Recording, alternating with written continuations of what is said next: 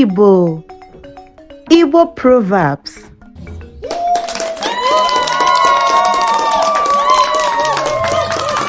Ndewo ụmụaka m. Kedu? Taa anyị ga-amụta ilu Igbo. Ha bụ okwu amamihe ndị nna nna anyị ji akụziri anyị ndụ. Ilu bụ okwu dị mkpirikpi nke nwere ihe omimi n'ime ya. Ọ na-enyere anyị ịghọta ndụ ma bụrụ ụzọ esi ekwu ihe na amamihe. Maka na ndị Igbo sị, ilu bụ ụtụtụ amamihe. Anyị ga-amụta ilu, kọọ ya n'olu ma mụọ ihe ọ pụtara. A na-eji ilu ekwu okwu mgbe a na-akụziri mmadụ ihe, mgbe a chọrọ inye ndụmọdụ, mgbe a chọrọ ịkụziri ụmụaka amamihe Igbo, yana mgbe a na-akọ akụkọ. Tata, aga m akụzi ụfọdụ ilu Igbo dị mfe. Nke mbụ bụ aka aja aja na-ebute uru, aka umengwụ na-ebute ihere. Nke pụtara hard work brings profit, laziness brings shame n'asụsụ Bekee.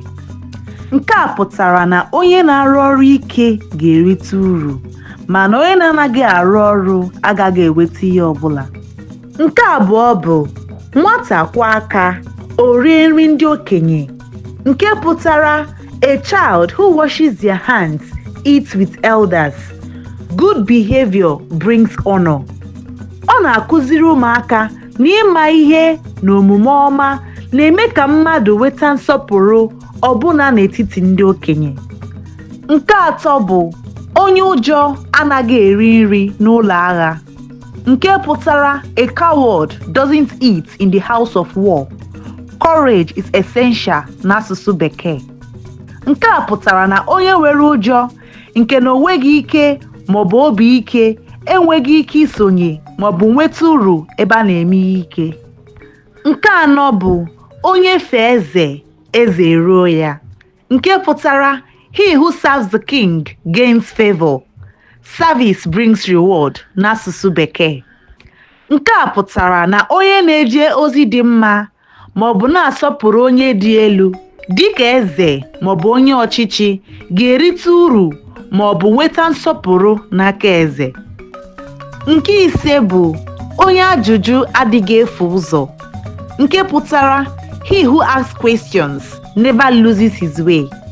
Seek knowledge n'asụsụ Bekee. Ọ pụtara na mmadụ na-ajụ ajụjụ ga-amata ụzọ o si aga maọbụ ihe ọ ga-eme. Onye na-ajụ ajụjụ ma na-amụta agaghị efu ụzọ. Nke isii bụ otu aka adịghị epu mma n'ọkụ.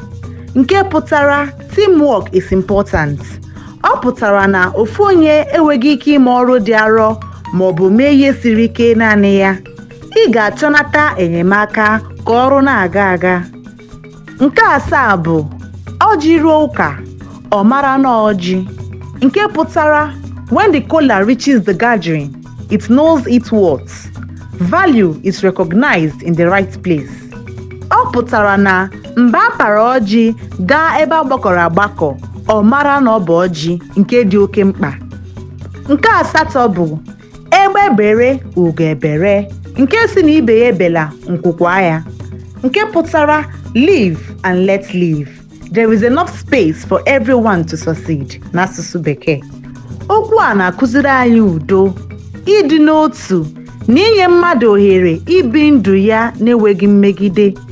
Nke itoolu bụ a na-ele mmadụ anya n'ihu, amaghị ihe ọ na-azụ. Nke pụtara don't judge by appearance n'asụsụ Bekee.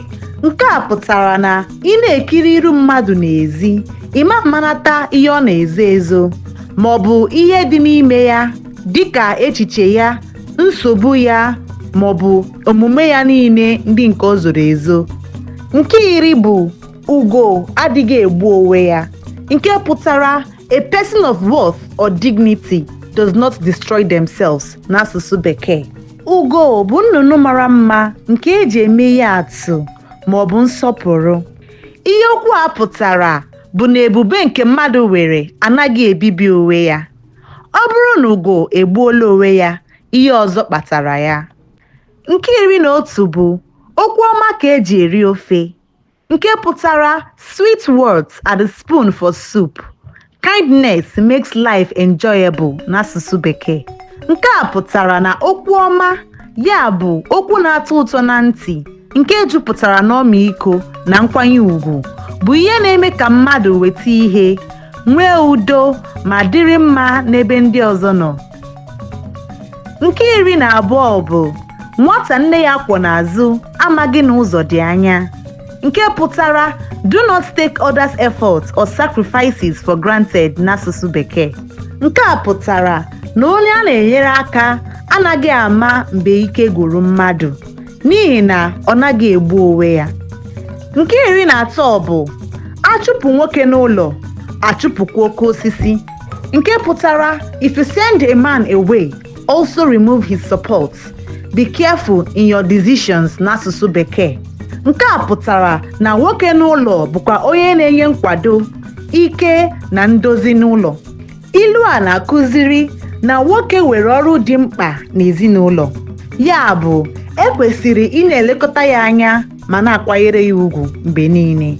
Nke 14 bụ oge adịghị eche mmadụ, nke pụtara time waits for no one, act timely n'asụsụ Bekee. Nke a pụtara na oge anaghị akwụsị maka mmadụ.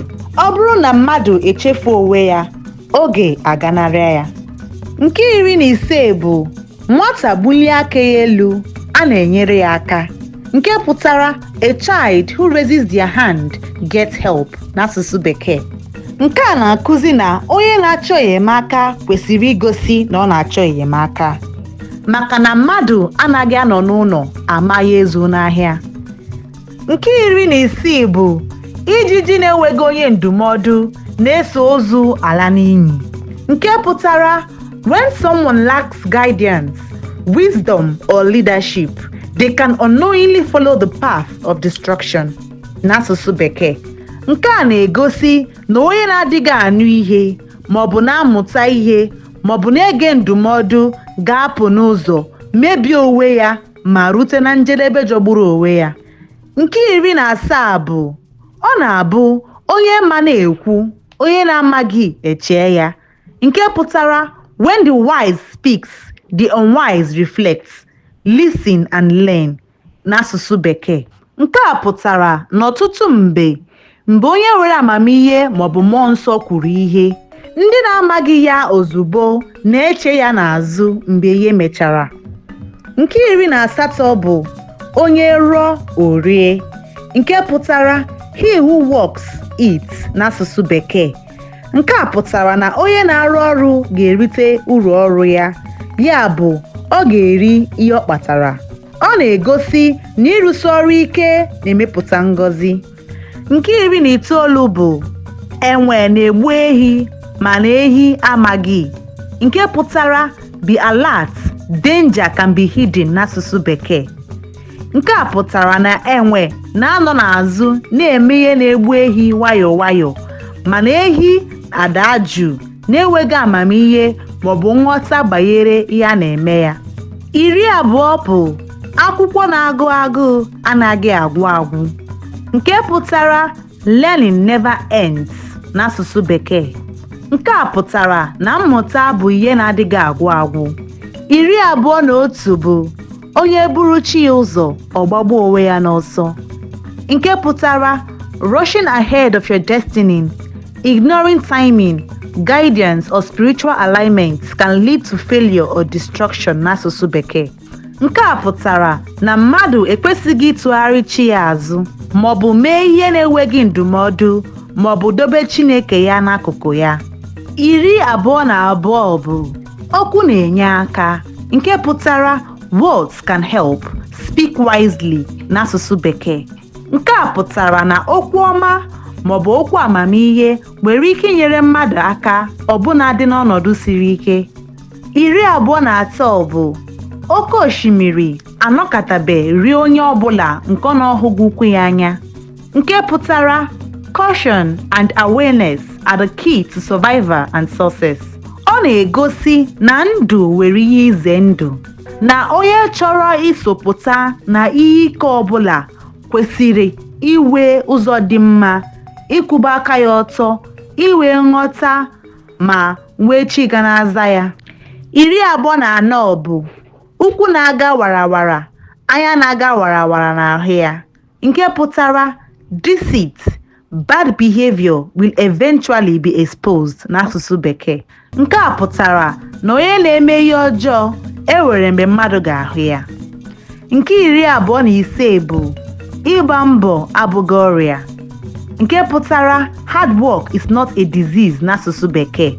Nke a pụtara na ịrụsi ọrụ ike maọbụ ịgba mbọ abụghị ihe na-emebi mmadụ, kama ọ na-enyere mmadụ aka ịrụ ọrụ dị mma n'ụzọ ziri ezi.